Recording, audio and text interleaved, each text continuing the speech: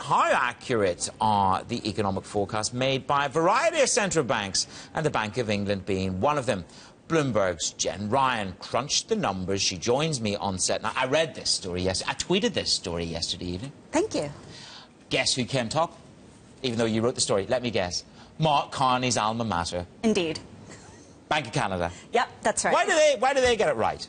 Well, what we saw from our analysis was that there's a lot of macroeconomic factors that figure into forecast accuracy. The Great Recession really put a big hole in a lot of people's forecasts. But one thing that mapped very nicely onto accuracy was economic complexity. So Canada has the least complex economy of the 5 major central banks that we surveyed. The most complex economy was the Bank of Japan, and it turns out that they came bottom of our league table. Now, when I looked through, and you see, I did read this story. I'm sure you did. I did, and I clicked on the buttons as well that went from GDP Fantastic. to inflation. Great story. Great interactive kind of graphics. But on a more serious note, they all underestimated the downdraft in terms of growth. Yes. Quite substantially. And then they all failed, really, in terms of catching their view on inflation when it peaks higher.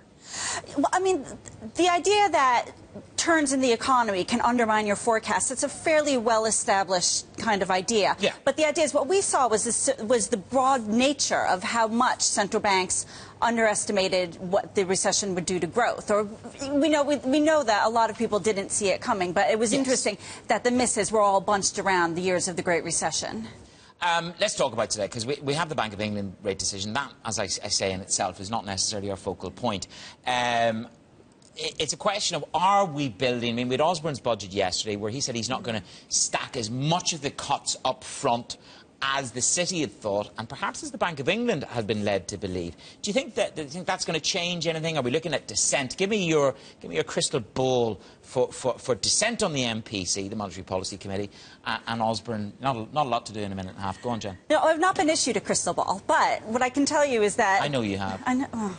Well, what the budget looks like is broadly continued austerity, roughly similar to what happened in the last Parliament. And for the Bank of England, that means roughly offsetting with very loose monetary policy. Now, there's going to be an issue of what happens to pay, because if pay starts really picking up, and that starts perhaps feeding into inflation pressures down the road, that's going to be a signal to some MPC members that the time is perhaps coming to think about raising rates. And this is when we maybe get those two hawks, which is Whelan and McCafferty, coming back to the fore. But the question is, I mean, Johnny Farrow's found a lovely new chart. He's got it everywhere. It's Sonia forwards. So it's looking at where interest rate hikes are in the market, and it's still the middle of next year.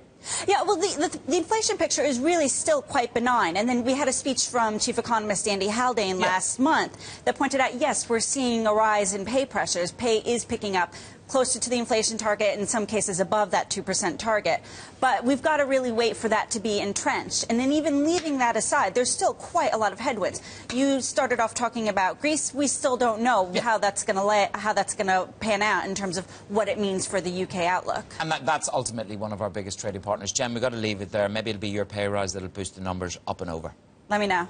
I'll send you a memo. I'll send you an IB chat. Jen Ryan there, crunching the numbers on central bank ability to forecast.